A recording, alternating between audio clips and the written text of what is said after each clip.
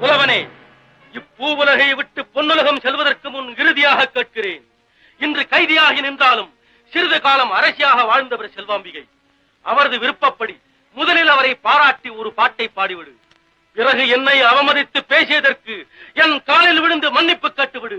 இப்போதே உன்னை விடுதலை செய்து விடுகிறேன். கல்வியையும் செல்வத்தையும் அடக்கிவிட்டு வீரத்திற்கே முதலிடம் கொடுக்க நினைக்கும் சூராதி சூரனே, மன்னவனும் நீயோ, வளநாடு உனதோ, உன்னை அறிந்தோயாம் தமிழை ஓதினோம் என்ற பாட்டை பாடி எங்களுக்கெல்லாம் ஏற்கனவே வழிகாட்டி இருக்கிறான் ஒரு ஆசுகவி. அந்த ஆசுகவிகள் எல்லாம் என் போன்றவர்களின் அதிகாரத்துக்கு கட்டுப்பட்டு அடங்கியவரை.